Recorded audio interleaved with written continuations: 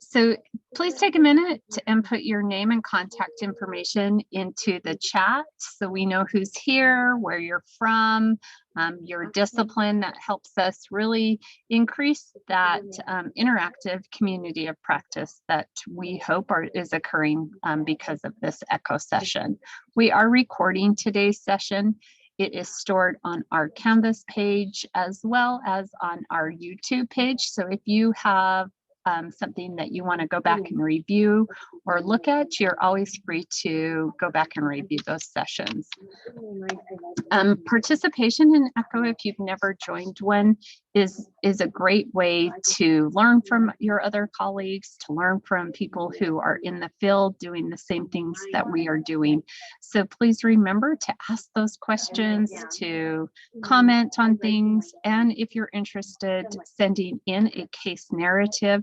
That is a really great way to enhance resources from colleagues. It's a great way to get information on tough cases or cases that you are just unsure of.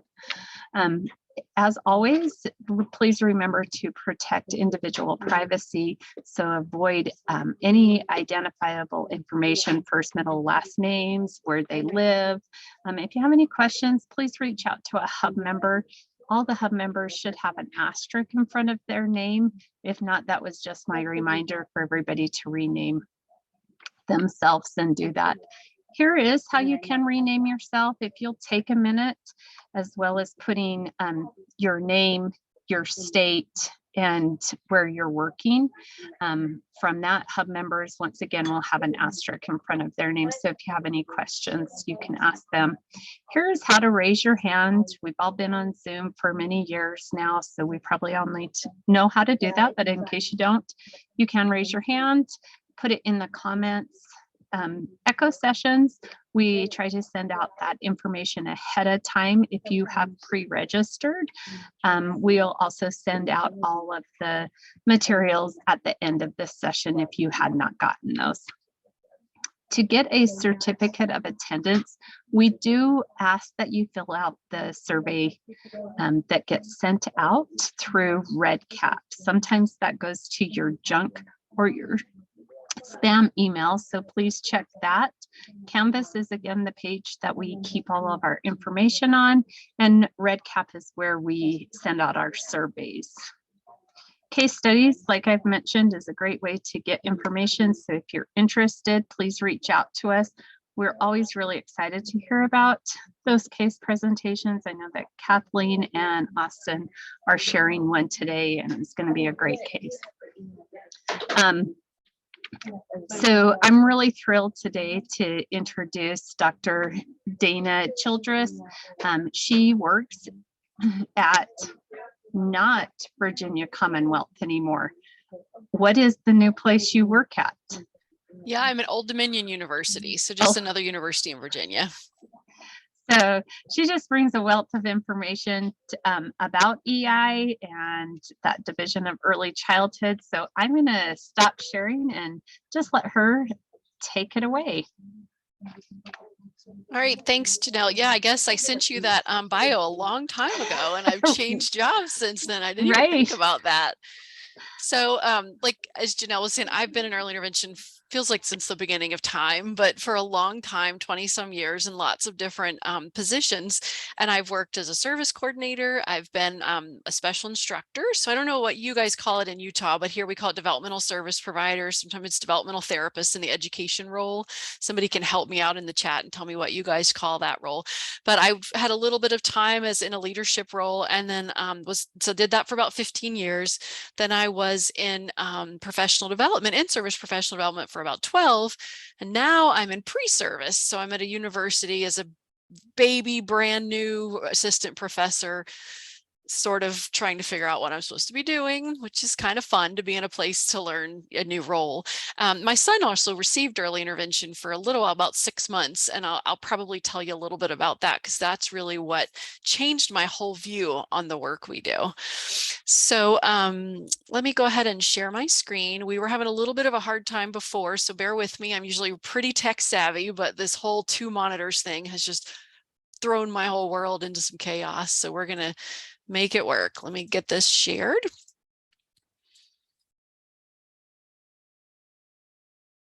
Okay. All right, so you guys give me a thumbs up if you are seeing my screen and it looks like it's full, like you're seeing 6 adult learning principles every early interventionist should know. Yeah. Thumbs up. Thanks, Pat. Thanks, Austin. Good. So you guys will see me looking between 2 screens because I see you on one screen and my slide on the other, and I just want to make sure I'm really looking at you guys is really where I want to be. So let me make sure I have the chat open too. So feel free to use the chat as we're going along today. You guys are already putting your information in to sign in, but I would prefer that our time is, it's brief, but let's have a conversation about adult learning and early intervention. So feel free to put your comments and your questions in there, and I'll be monitoring that as we go along. So I'm really grateful to have the chance to talk to you guys and to be asked to join your ECHO time to talk about something that's kind of one of my favorite things to talk about. So adult learning. So I'm going to share with you 6 adult learning principles that I think all of us in early intervention need to think about, especially in the context of coaching, routines-based intervention. And if for those of you that are service coordinators, these principles absolutely apply to you guys, because I 100% believe you are teaching families too in a different way. You're teaching them how to access resources and helping families find what they need. So we're going to move through. Let me, I'll go to the next slide here. Let's see if it changes. Are you guys seeing a slide looks like a green with an arrow? Now you are. There. Now you are. Okay, I have to change it on both slides. We're going to make this work. So we're going to talk a little bit about the why. Why is adult learning so important? Because many of us come to the field with a lot more training and how to work with kids. Depending on your background, if you're OT, PT, speech, you probably got the lifespan approach and maybe spent a little time in pediatrics, which is wonderful. If you're early childhood special ed or some kind of child development background like me, you had some information on how infants, toddlers, maybe preschoolers grow and learn. Many of us don't come to the field with a lot of information about how the adults learn, how the caregivers learn. And I think that's really important, because when we look at our mission, which we'll look at in a second, of early intervention, we're really there to, think about how all those learners can benefit. So I'll go through 6 adult learning principles, share some strategies for implementing those. And throughout that, we'll hear from a mother of a daughter who's been through early intervention. She's in early childhood special education preschool, and she will give us her perspective. And I guarantee you that what she says will be the things that you will remember the most. She's going to add some really valuable insights to put what we're going to talk about in context. And then we'll wrap up with helping you think about what's your next step. So let me know in the chat, how many of you guys just give me a sense, are learned about adult learning in your pre-service work when you came through undergraduate or graduate school? Was adult learning something that was included? Was it a little bit? Was it a lot? So Crystal is saying some. Janelle's a little bit, Jordan says. Yeah. That's pretty common. Rebecca says no adult learning training. Yeah, Rebecca, that's actually where I was. It wasn't really any adult learning, which is, hey, Heather says some, which is kind of challenging when you are in a field that really focuses on your partnership with the caregiver, who is most of the time adult. We do have some teen caregivers, but I see a few yeses, but a lot of somes and not really. Well, you're going to have a little more information about it today. So whenever I start, any kind of presentation, I always start it with this as our foundation, our grounding concept. So on every visit, there are at least 2 learners, the child and the caregiver. And all of us I'm sure we could all agree that yes, we believe that. But what often happens, and historically, kind of traditionally, and kind of currently, is early intervention visits tend to look like the early interventionist often sits on the floor, the living room floor, whatever floor space is available, often spends most of our time working with the child while the parent is observing, watching, sometimes talking with us more, sometimes not. That's traditional early intervention. I did it for years. I took a toy bag. That's how we've done it. That's not bad intervention. That that kind of on the floor, child-focused intervention, whether or not you're taking toys with you, is a more traditional way of doing early intervention. And now we know we can be more effective when we are using the materials in the family's home, and when we are taking balancing our attention and our energy and our instruction so that we are supporting both learners in the visit very intentionally, as opposed to working with the child and hoping the parent's watching and just kind of taking in what we're doing. And this idea became especially important to me when my son and I were receiving early intervention. So I'd been an early interventionist for 9 years. He had torticollis, which I saw 3 days after birth. He rolled over 3 days after he was born. And I was like, this kid's a genius. He's already rolled over. And then my early interventionist brain went like, that's no, kids don't do that on purpose at 3 days old. And I watched him, and that really big giant baby head of his was tilted and he had torticollis. So the PT came, a colleague of mine, and I struggled to use the strategy she gave me when she wasn't there. And I knew early intervention inside and out. So that experience really made me reflect on my own practices and think, how can I really work harder and more intentionally to support the caregiver's learning during the visit so that the child is learning during the visit. I'm working through the caregiver, and that caregiver won't be like me. I was crying between visits because I couldn't figure out when to stretch him during the day. I just really felt proud to keep him alive and reasonably clean and entertained. And so I didn't want families to feel like that. So I really had to think about, how do I balance the work I do so that both caregivers are feeling, both the caregiver and the child are learning. Excuse me. Okay, so let's start. This is probably familiar to you guys. Let me know in the chat. Are you guys familiar with the mission and key principles of early intervention? Or you can give me a thumbs up on the cameras too, if this is something you're familiar. Kathleen gave me a quick thumbs up.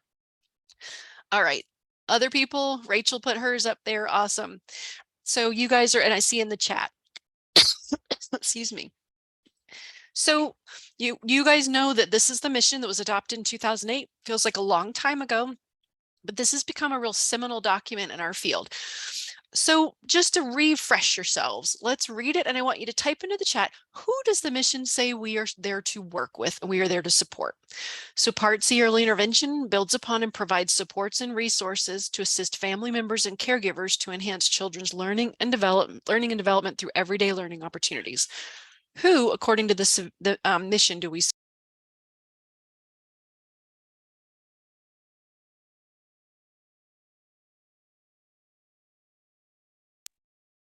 You guys are on it. Rachel, Heather, Crystal, Marla, I think the USI, is that you, Janelle? Yeah, that's her. So you guys are got it. The family and the caregivers.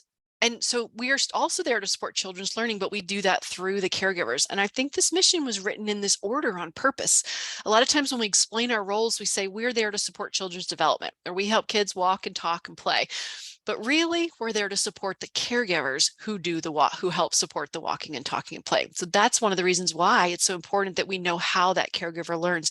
And I'm not talking about learning styles, because there's really no evidence that learning style, anybody has one learning style. Learning preferences are important to know, but those depend on the person, right? So we're going to talk about some kind of universal concepts in adult learning. And these concepts align nicely with what we know in our field works, right? We know that you guys as service providers who use capacity building practices, meaning practices that are building on what families already do, building on family interactions and activities. When you use practices that actively involve the caregiver in learning during the visit, that's related to best outcomes. But I know that's not always easy, right? Tell me, what is challenging about actively involving caregivers in learning during visits? Type it in the chat for me. What's hard about it? Maybe it's not hard. Maybe you feel like you've got it. Rebecca says parent engagement. So Rebecca, tell me more about that. What is it about parent engagement that can be hard? Is it start initiating it, keeping it? I'm just going to unmute for a second. I would say sometimes keeping it is the biggest challenge. Yeah. We see a lot of challenges around parent phone use. Yeah. Most parents will just kind of tune out and sit there scrolling through their phone. Sometimes getting the parent to engage by getting down on the floor with you and the child is difficult. Yep. Yeah, thank you. Thanks for elaborating on that for me. Yeah, I think people are right there with you. Sometimes figuring out where to meet families in order to collaborate with them. So many of our families, like you said, Rebecca, get them to get down on the floor. There are some families that never ever get on the floor with their kids, that they're more likely to play on the bed or play in the bathtub or play in the high chair. Like, our field often situates early intervention on the floor, and I have a picture of it right here on the screen, right? It's so what we're going to talk about today, I want to encourage you to think about your intervention, not just you, Rebecca, but everybody, to think about your intervention. Like, what does it look like? How are you engaging that caregiver, and what could you tweak to maybe make that engagement feel a little more comfortable? I see Kathleen writes in here, some families don't want to perform in front of a stranger. That would have been me as a parent. When my son went to OT when he was in second grade, the OT asked me to model for my son things like putting my hands all in shaving cream, which we do.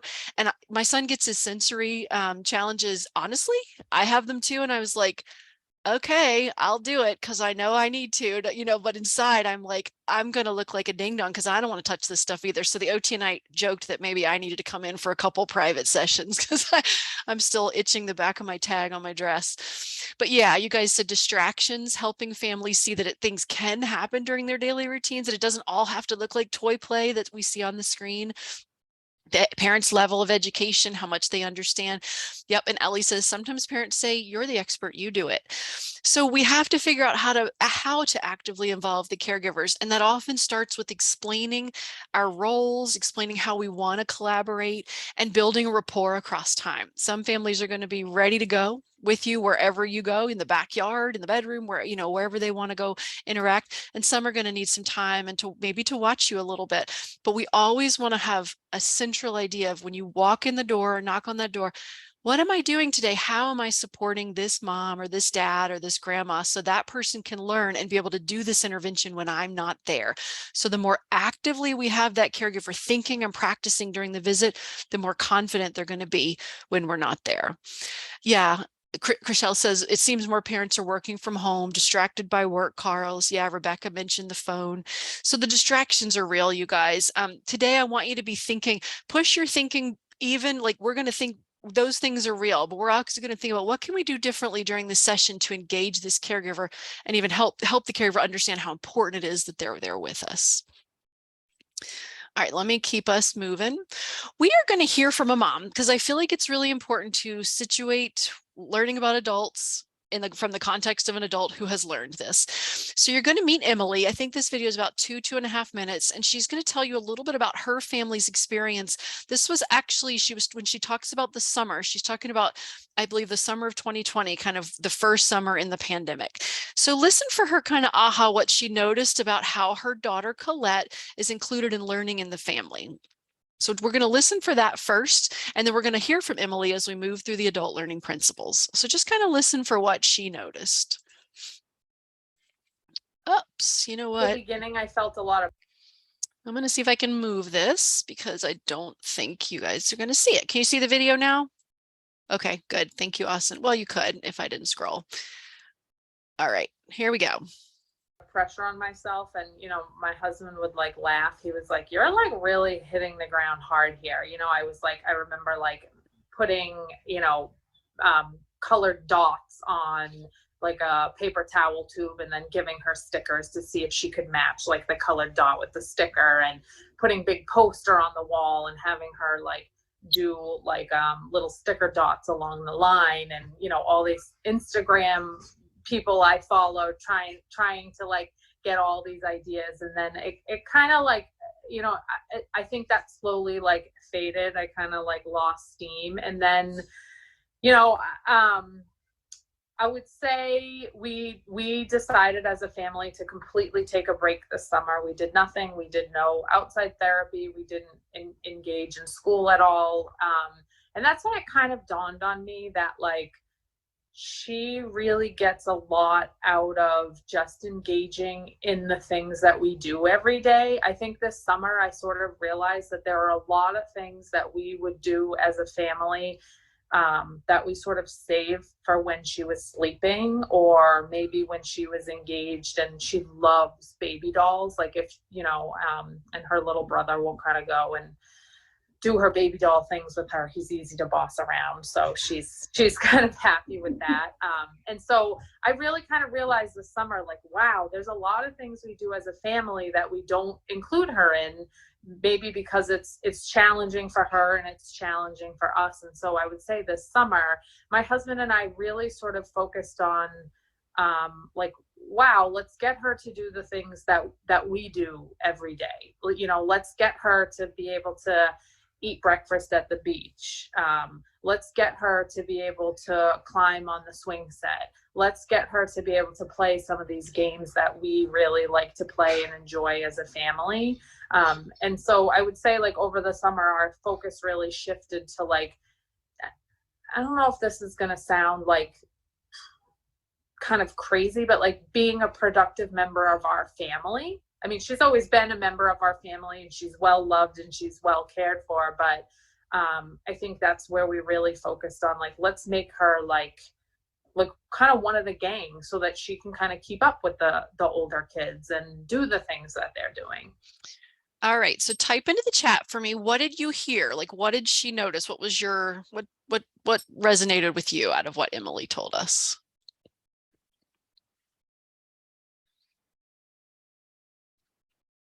To relax, yeah.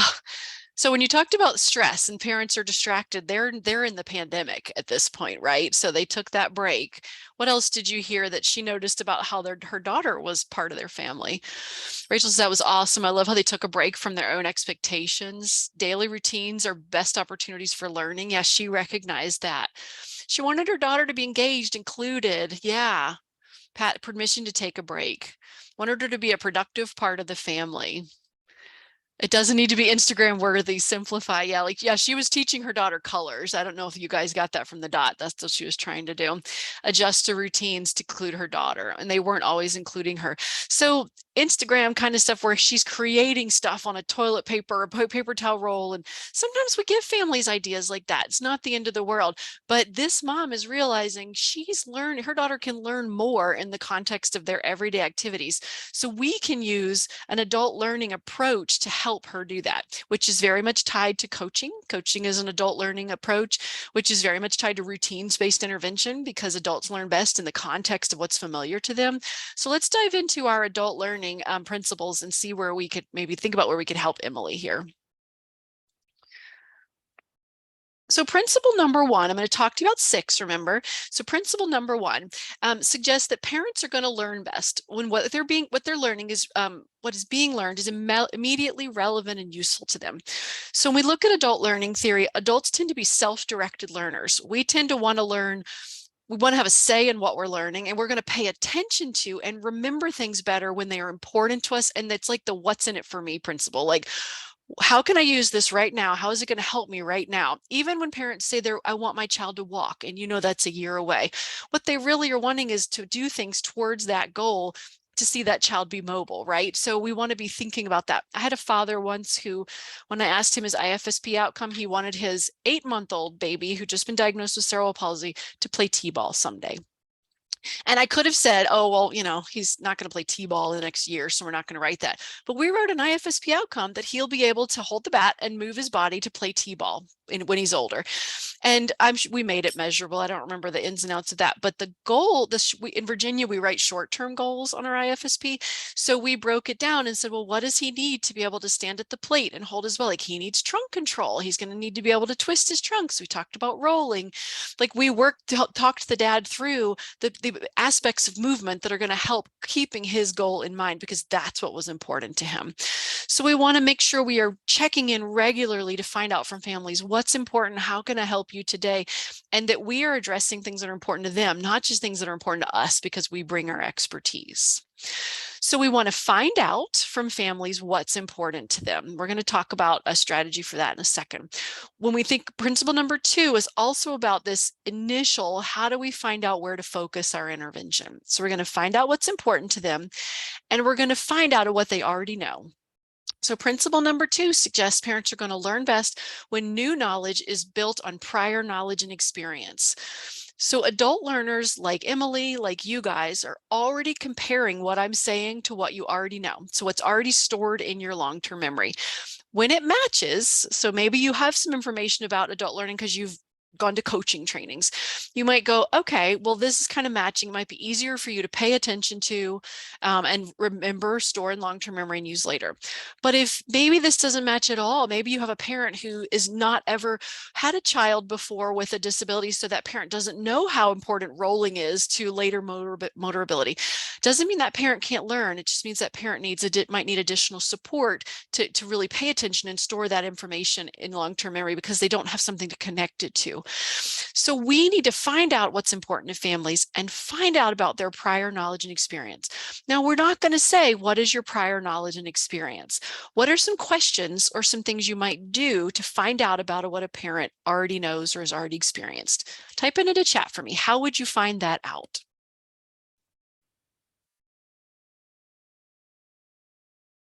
What are some good questions we might ask or some things we might do to find that out?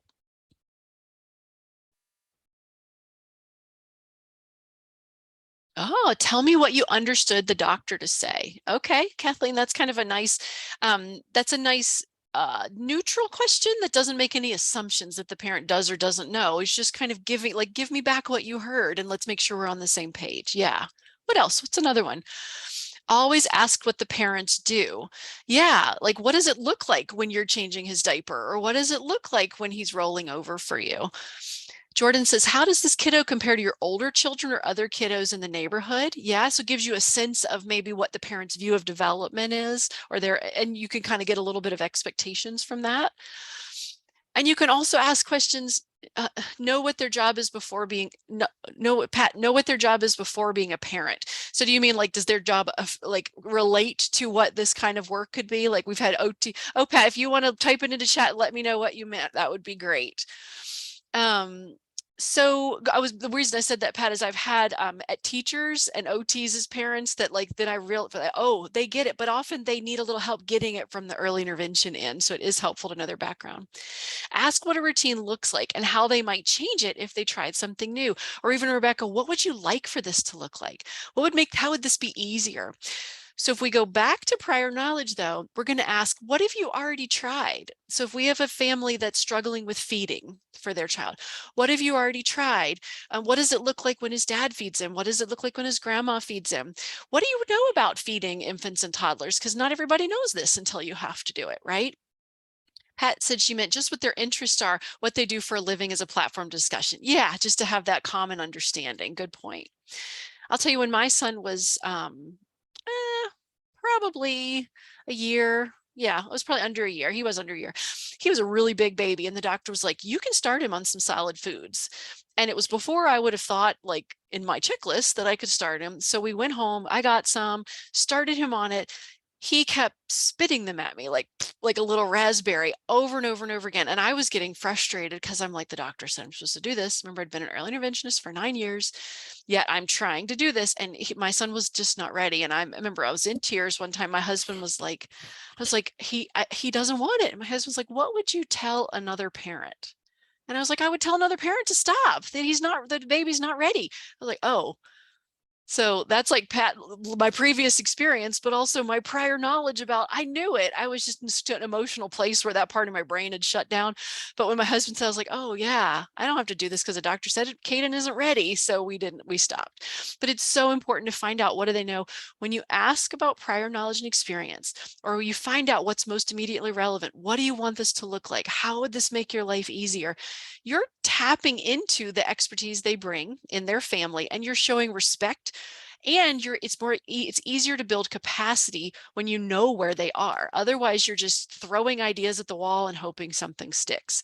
But if, like, you found out for me that I had tried peas, that's the only thing I tried with my son, and to this day, he's 18, he still gags on peas, then you would know back then, okay, let's try something else. You know, maybe we want to try something with a different texture, or maybe what kind of spoon did you use? Let's try a different kind of a spoon. So the more you know that they've already know, the more you tap into what they know, the better the intervention is going to be. Kurt says, I'm 51 and I gag on peas. Kurt, my son will be right there with you. I still make him peas. What a mean mom I am. And he's like, now he's 18. He's like, no, I'm not doing the peas thing. I think I traumatized him as a baby, right? Yeah, peas, you got to love them or hate them, right? All right, so we've learned about prior knowledge. We've learned about what's important. So we have a little bit of foundation to start thinking about intervention. So let's hear what Emily says about relevancy and prior experience. Listen to what she says related to what we just talked about, and then you can type your insights into chat. Let me get her started, and then I will pull the video over to your screen. Some of the things, this is something my husband and I have really talked like often about. And I think part of it is because we have had such a hard time teaching her the things that my other kids do, like in our daily routines. And so I think what I would say is like, learn what the family does. Like I remember last spring, you know, when the pandemic had hit, it was warm out. So I don't know, it was probably closer to like May, June. And she had a virtual session with the PT. And my other kids were outside, you know, on the swing set that we have. And she came in and, you know, the PT was trying to get her to jump. I think it's one of the like outcomes on her IEP or, you know, benchmarks or something. And Colette wanted nothing to do with it. She was like, I just came inside, you know, and my husband and I like were just thinking like, wouldn't it be nice if the school knew the things that we do every day and also like what's in our home? Like, you know, when the pandemic hit, my parents had gotten us a swing set, and she had a really hard time like figuring out the swing set. And I remember just like my husband and I talking like, wouldn't it be so awesome if they could help us figure out how she can get in the swing ourselves, or how she can position herself to go down the slide safely? How could she climb up the rock wall like the other kids do? And so I think like knowing what we do every day and also knowing what's important to us. You know, I think that this is just, it's huge. Like there's some things I like to do with my kids and some things I don't like to do with my kids. You know, I personally hate to play with Duplos. So if you give me kind of activities that have to do with Duplos, we're just not going to enjoy it. I might do it because I feel obligated, you know, because you're the professional and I should do what you say. But so I think it needs to be meaningful to us and our family. And I just think like, know what we do every day and also like know what we're working with. Like, wouldn't it be great if the PT had like, if we had a conversation that didn't include Colette around these things, like what do you do every day and where do you do them and how do you do them? Like, let me show you, you know, I can bring the video out. You can look at our swing set and then us have a discussion about like, how can we make Colette more successful on the swing set, or how can we get Colette involved in games, you know? All right, type in the chat. What did you hear her say that related to relevancy and prior knowledge?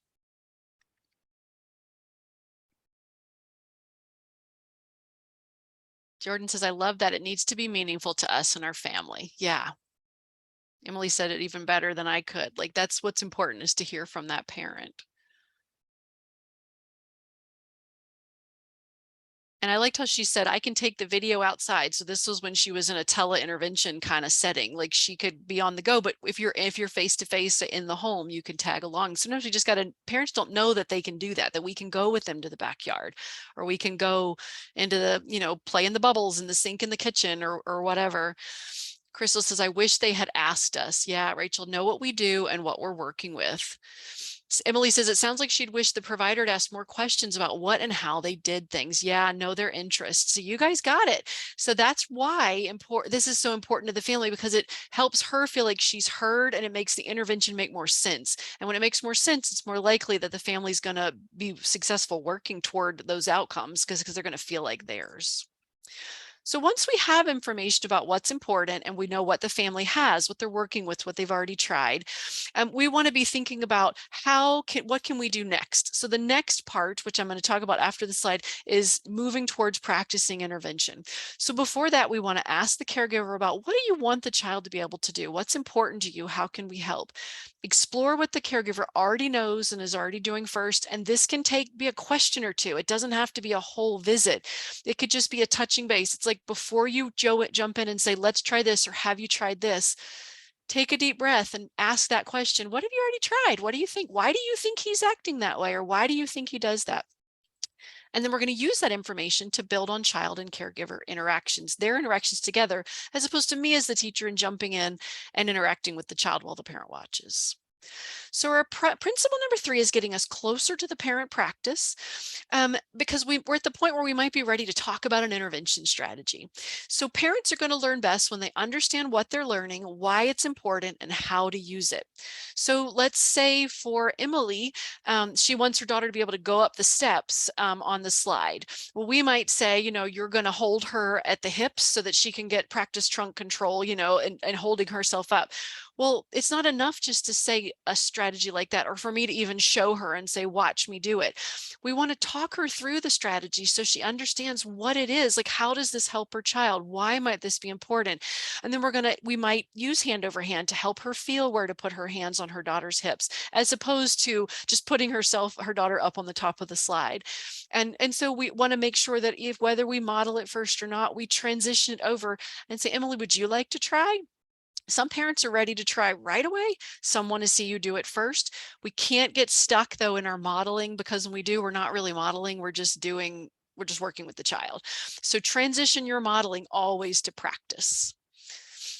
So remember the what, the why, and the how. We often do a lot of telling families what to do. We often don't do a lot of explaining why it's important and how to use it. And the why is actually the piece of this we often forget the most, but the why can make a big difference on when families are kind of there with you and ready to go. If they don't understand the why, it can often be hard to do the how. So let's hear what Emily says. I think this one's just about a minute about understanding the why.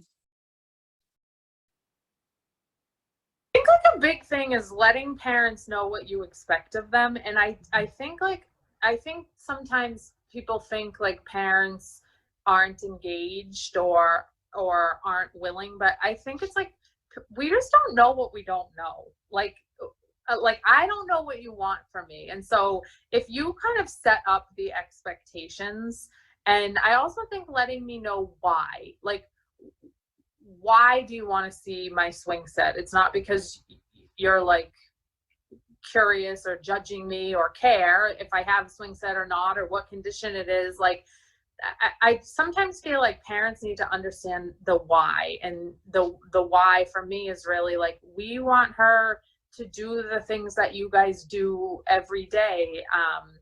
And it's interesting as a parent, like I have seen by her engaging in the things that we do and becoming more successful, just like the pride in her, and like it just so badly builds her confidence. And I didn't necessarily see that when she came home from school. Like, all right, so let me X out of this.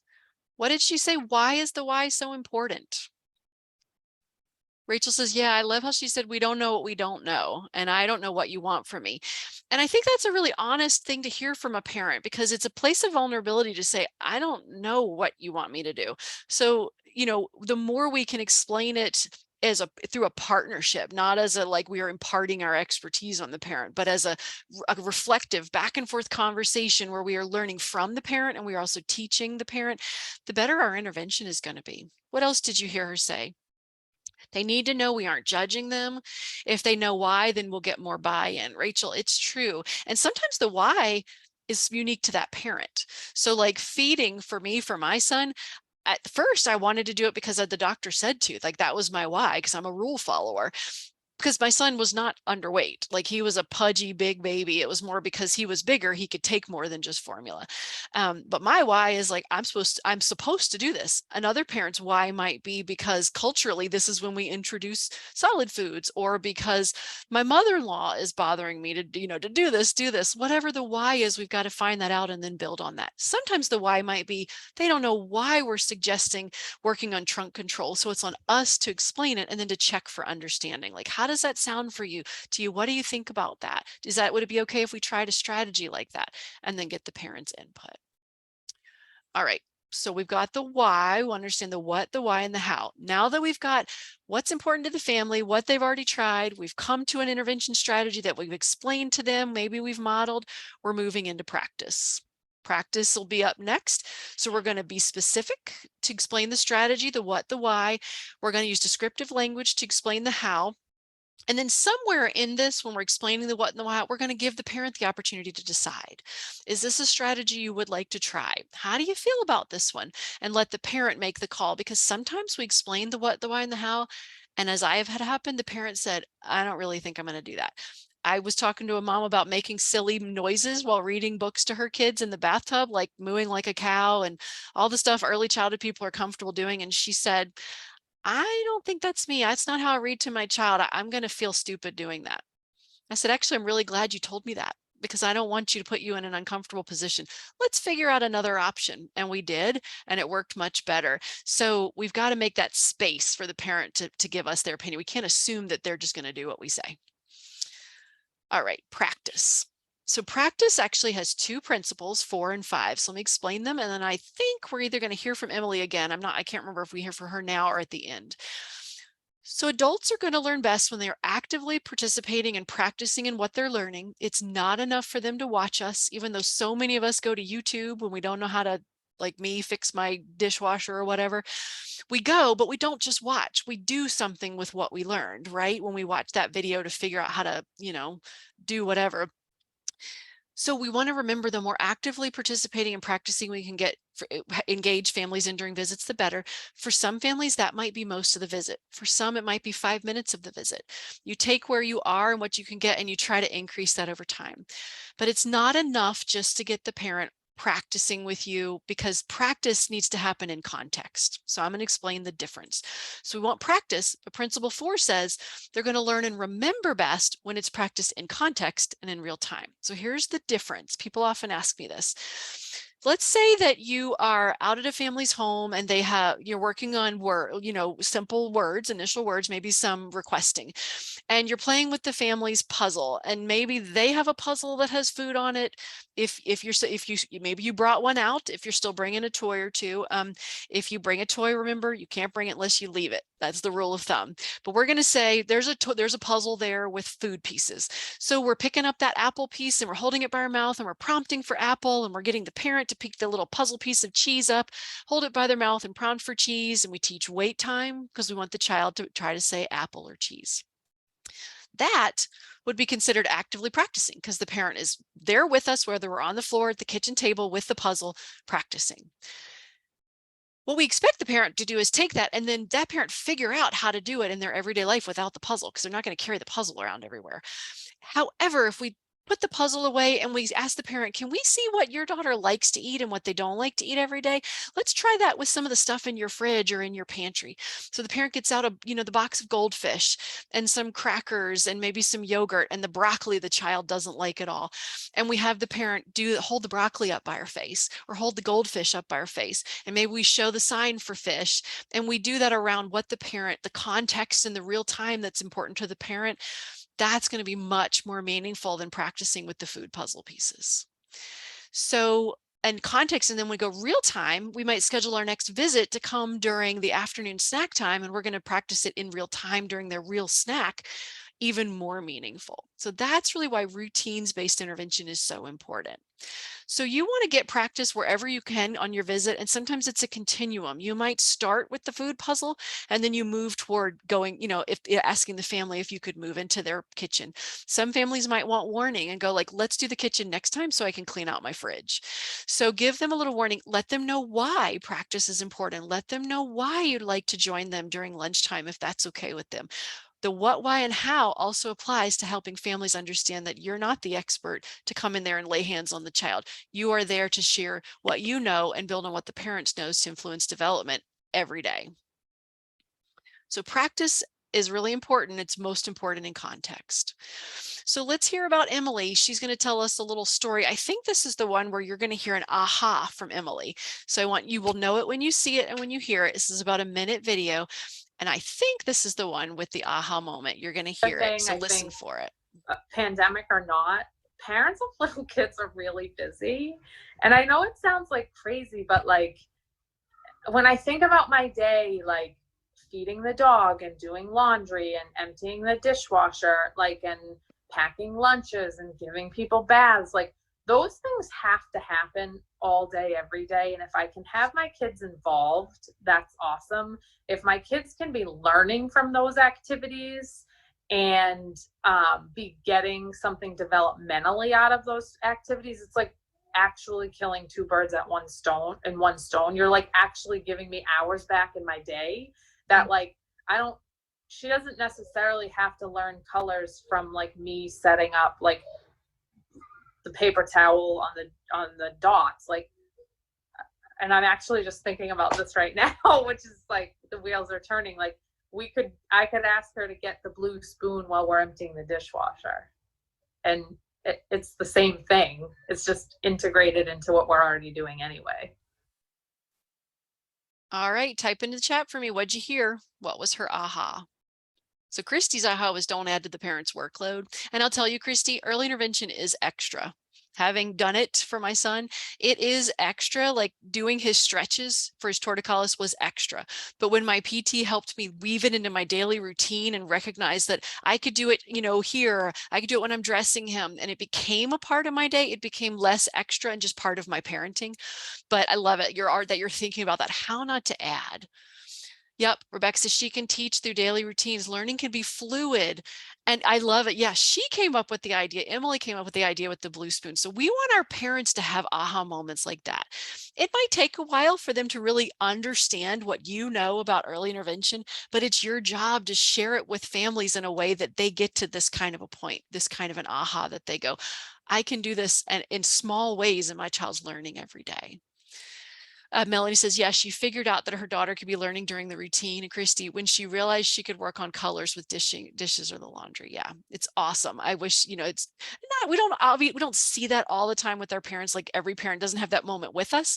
But when you ask about that plan and, you know, how did your week go? And the parent's face lights up like Emily, like she took her first step, or we did this at the park this weekend. That's when you know you're making some pretty important gains. So we think about practice, we want to explore the family's activities, the natural things that are happening, but by talking about what happens and what could be adjusted. So just the discussion, that conversation with parents is actually part of active participation, but we don't want to stop there. We often talk a lot in visits, we got to get to practice. So we want to make space for the parent to practice, meaning sometimes even physically getting out of the way so the parent and the child can play on the swing set as opposed to me as the educator staying there with the child. Sometimes we need to facilitate the turn taking or the parent-child interaction, and turn taking is my favorite strategy to get in there. Ask the parent if you can observe, because observing you can see that context in real time, but when you observe, don't interfere. Like your first observation, let the parent know, I just want to see how you guys do it. Resist the urge to jump in. That was a hard one for me. And then when you're facilitating practice, keep your focus on one or two skills. It's also so easy to unload and like, well, have you tried this? Have you tried this? Keep it focused on one or two skills, because remember, this is new for parents and we want to decrease the cognitive load on them. The more we're throwing at them, the more it is to pay attention and learn.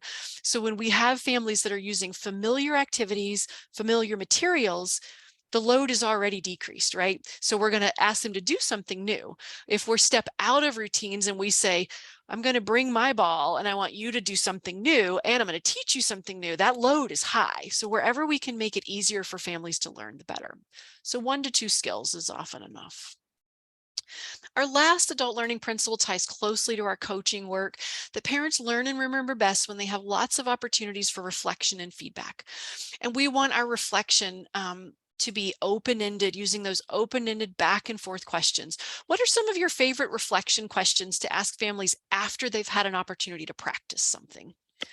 What do you ask them to reflect and share, and to reflect? And if we go into feedback and reflection, sometimes during practice, but often after, what might you ask a parent?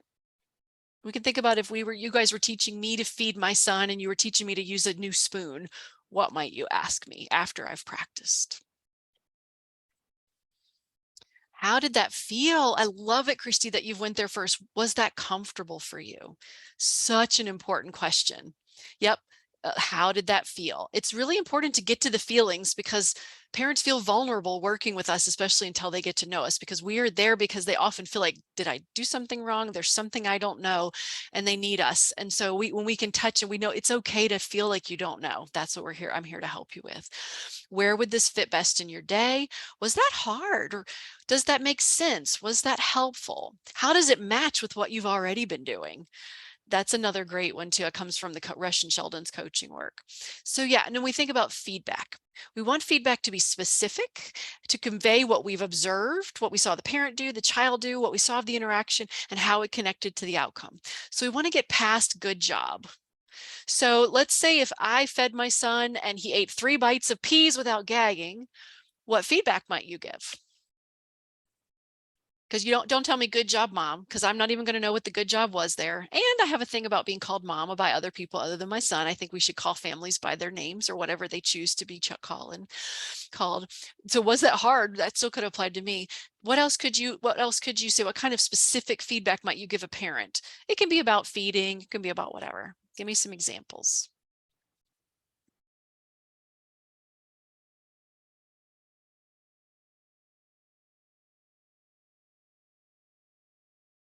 Yeah. So Rebecca says, I'm so proud of you both. So then Rebecca, I would extend that and say, I'm so proud of you both because you sat here and, you know, he kept at it, you kept at it with the spoon, you held it a different way. Like, make sure you're being really specific about what you're proud of. I like the way you gave him time between bites. Christy gave us an example. Yeah. Or I like the way you let him touch the spoon and play in the food this time, you know. Whatever it is. For Emily's family, it could be, I love the way you supported her, and then when she got to the top and you helped her sit down on the slide, and then you said ready, set, go for her to go down. Like, be really specific about what the parent did well so the parent knows what to do next time. If something messed up, if something didn't go well, I love the way you tried, and I noticed that he really still didn't like those peas. What could we do differently?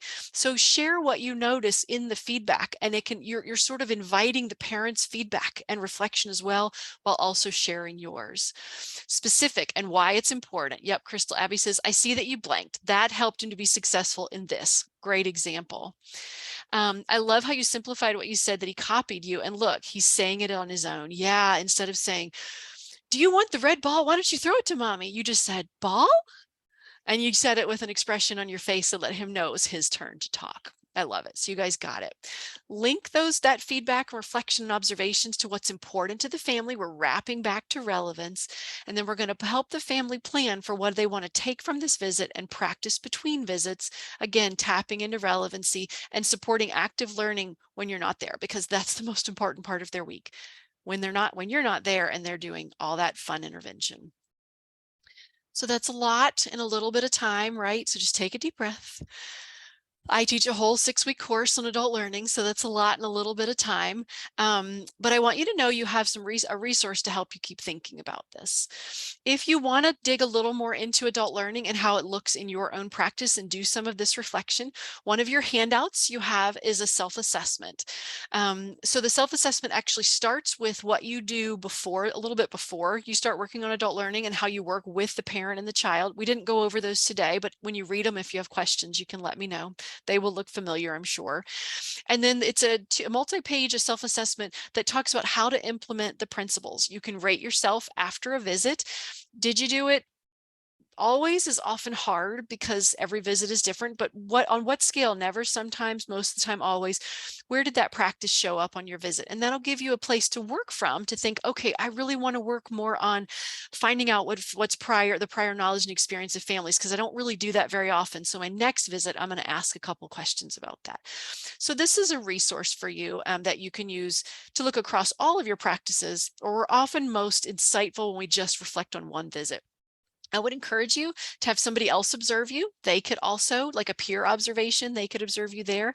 If you have a tele-intervention visit, ask the parent's permission for them to log in and watch that visit, or have, your supervisor could do it with you too. But I'll do this multiple times. Set a reminder on your phone to do it over a month, multiple times, to see where you grow.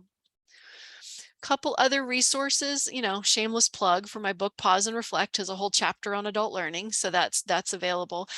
The Virginia Early Intervention Professional Development Center page, veipd.org, has an online course about caregiver learning. There's an adult learning and EI topic page that are linked in your handout. And there's a really good article by folks in Florida that's 8 concepts from adult learning that you can use on your early intervention visits. It's a different spin on adult learning, but I love it. So if nothing else, that's the quickest one to go to, and that's linked on your handout. If for some reason the link isn't working, you can always just email me. This is my contact information, and I can get you all of the resources. But I encourage you guys to think about, I know I'm going to hand this back over to Janelle, but what could you do today, like whether it's filling out the self-assessment or taking one piece of adult learning and focusing on it in your next visits to see how you can grow. So that is it. If you have any questions, I'm happy for you guys to unmute or type them into the chat. I'll hang out for a few minutes, or you have my email. You're welcome to follow up with me afterwards. Wow, thank you. That was amazing. Just great information, and I can't wait to kind of practice that and get your book, Pause and Reflect.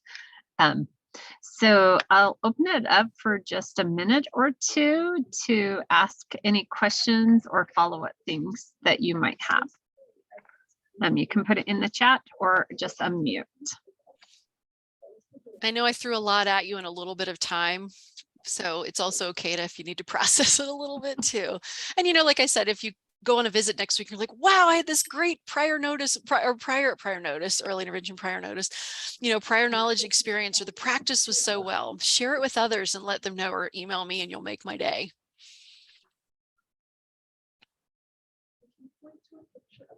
I don't see any questions popping up, Janelle, but I'm here if you guys need me. I'm on the other side of the country, but I'm certainly happy to help out if there's more I can do.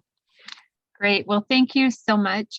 I know you did not send me over your PowerPoints. Will you do that so I can email those to everybody, or? I don't usually share my PowerPoints, but because I can if somebody needs them. Everything when the PowerPoint was in the handout, you have a note-taking handout where I just kind of collapsed it all into two or three pages, so you don't have to like print out so much. So you have, I think it's the second page, you have all the adult learning strategies, the principles. But if anybody looks in there and they want the PowerPoint, just let me. I just don't, because then sometimes people print out like 12 pages when I can give you a 3-page handout. Perfect. And I have that. So, okay. Well, thank you so much for joining us and sharing us all that information. I'm going to turn it over to Kathleen and Austin, who are going to review our case presentation for us today. All right. Thanks. Bye-bye, everybody. Thank you.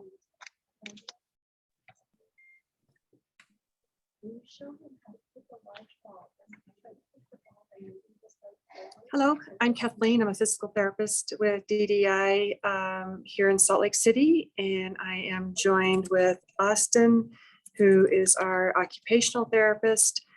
The other member of our team is Shauna, and she was not able to join us today. She's a child development specialist. We are Team Lucas. So we were given permission to share Lucas's name, and his mom and dad, Ryan and Katrina, are on this call today. We're very excited to have them. And I was hoping that perhaps everybody would just give a silent applause for them. They are brand new parents to 3 children. So they had them in foster care, and were able to adopt all 3 children, including Lucas. So Austin, if you'll go to the next slide, please. And the next one. All right, so it kind of started with Shauna. Shauna started providing early intervention child development service for Lucas in the home. And she said, hey, Kathleen, could you take a look at this? And she showed me a video of Lucas with permission from the family. And I was like, wow, that's really interesting. And it was complete mirroring of upper extremity movements. Primarily is what we see is the upper extremity. We think there might be some lower extremity as well. So just a little bit of history about Lucas. He's just a little over a year old. Right now, we don't have a medical diagnosis. We do know that his birth mom did have meth and alcohol, that he was positive for that in his umbilical cord, and he was born 3 weeks early. Initially, he really struggled to gain weight. In fact, if you saw a picture when he was a newborn, he was pretty scrawny. And now he's beautiful and healthy, and Ryan and Katrina have just done a fantastic job in raising him and his siblings. So when I first joined the team, I was like, wow, it sure seems like that corpus callosum is not there, which would communicate the right and the left halves of the brain. So mom and dad took him for an MRI, and all the structures of his brain looked great. So now we're pursuing genetic testing, and we're still kind of waiting in the process for that. Families jumped through quite a few hoops over the past couple of months. He does have delays in his speech, his fine motor skills and gross motor skills, and his cognitive development. He's a super, super hard worker. And so on this next slide, I'll let Austin kind of take over from there. Okay, so yeah, as Kathleen was talking about, y'all can hear me, right? Okay, perfect, thanks. So as Kathleen was talking about, he does present with hand mirroring of hand movements. It's more prevalent in the hand and wrist. Elbow, it's kind of one of those, it could be, could not be. I'm leaning towards not, and then shoulder, absolutely not.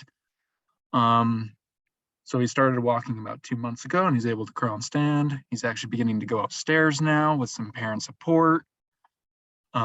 There was some mirroring of movement in he would kind of compensate with his wrists when he's crawling to help, and that's what we kind of noticed. He can track objects pretty well, and he makes great eye contact, especially when it's not very visually stimulating or a lot of environmental cues. And then as we talked about, he just got adopted, and family are just go-getters. So our primary concern with him is just that mirroring of the arms, especially because that can make it pretty difficult for him to do bilateral tasks where both hands need to do something different. And also sometimes, and a lot of the time, he'll try to just go for one hand and do activity with one hand instead of both, because it's just a little easier for him to do it that way. And then also some concerns with receptive language, because maybe he's just focusing so much on motor planning and doing everything with his hands and doing compensatory movement. We're not sure yet, or it could just be something cognitively. And then this is just a video to kind of demonstrate what we're showing.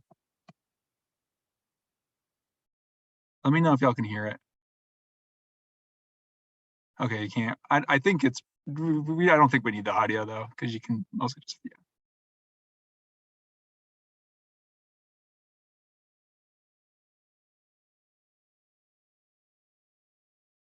And I'll just show that again since I was talking while we were going over it, so you can just look at his hands.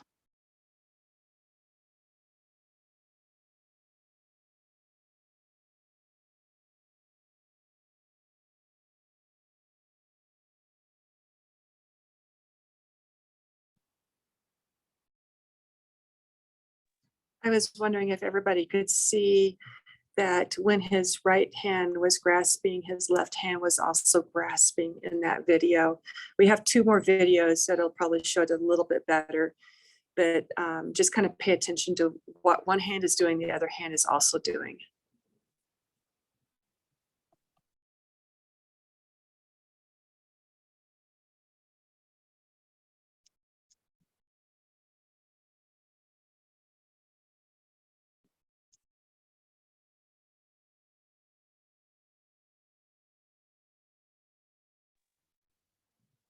In this video, we actually took him to a very darkened room. So that's why the video is a little bit darker. So we've tried a number of different strategies. You can see that Austin initially there was trying to hold his right hand to see if we could get a little bit more engagement with his left hand. But we were also looking at what happens when we minimize distractions. I don't know if you want to show that one more time, Austin, or not. So we were cutting down lights, we were cutting down noise. Austin was just given some very light input there, but you can see bang, bang, bang, both hands went up and down when he did that, even though Austin has just like a little bit of control over that right hand, the left hand was doing the same thing.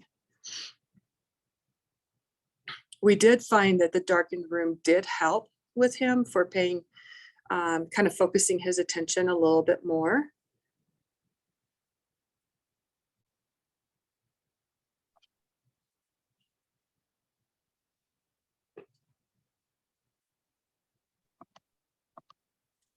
And then did you want to show that last video? Yeah.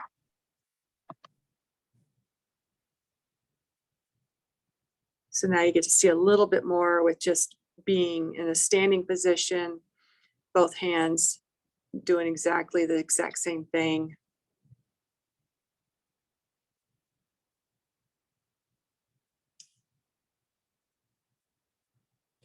So really a very intriguing kiddo, but that does impact function. And he's such a super hard worker. The video that I wish I had that I don't have is we took him to the playground last visit. I don't remember if that was last week or not, but we finally saw separation of movement when he was trying to climb on the playground structure. It was momentary. So if we weren't there, he would have let go with both hands because that's what his body chooses to do, kind of reflexively, and he would have fallen off the structure. But we had a couple of times where one hand was holding on and the other hand was able to reach independently of motion on the opposite hand. And so that was like really, really sweet to see. So climbing up a slide, climbing up some sort of a rock wall or a ladder bridge, we were able to elicit independent movement on both sides. So our goals here, you want to go for it, Austin? So the main goals is just kind of getting that independent use of arms so we can do play and ADL activities, and then improving that receptive, expressive language. And then the barriers is that mirrored movement and having difficulty processing multiple stimuli at the same time. Some strategies that we've been trying to do is we've been trying to have him use his left hand a little more because he does have a preference on using that right hand. Trying to give him different sensory inputs. So that's going to be like hot, cold, just any different type of things, or even like different shaped blocks, just so that he can kind of separate that a little bit easier for him, especially when he's gripping things, because he can grip one thing really hard and the other one can be a little bit softer and he'll get that. I'm trying to constrain his hand while the other one is moving, and then just trying to remove as many of the environmental stimuli in the environment so he can focus more on the task, especially with the language. So like kind of the things that we're kind of looking for were like any resources that we could use, any intervention ideas that we may have not tried that may possibly work with him, and then possibly any future challenges that he may have and ways we can address it now or start to prepare for those future challenges so that we can help the family be more ready for the future. Great. Thank you so much, guys. And I have to give a huge shout out to the family for joining today. And thank you for bringing your case to all of us. So we're going to go ahead and do some breakout sessions to talk about these. So resource ideas, intervention, and future challenges. Bailey has put those into the chat, and we will break out and have that group discussion. We'll come back in about 15 minutes.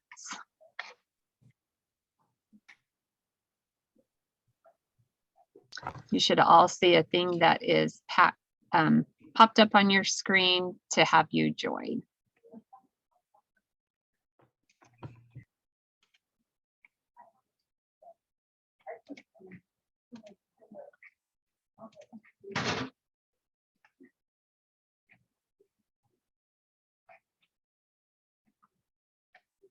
Heather, do you see yours? No, Heather is completely frozen. You're on mute. She's in a group though with Rebecca. Oh, okay. So there's someone in there that can start it if she's having technical difficulties. Okay. And then Kate, we didn't put you in a group. We put you in a group, but you weren't the lead. So if you wanted to join, you can. If not, I'm gonna log off right now, if that's okay. Okay, good luck. Let me know. I'm so excited for you. Welcome to parenthood. Oh boy, thank you. Okay, see ya. Good luck. Bye. Cynthia, do you see yours?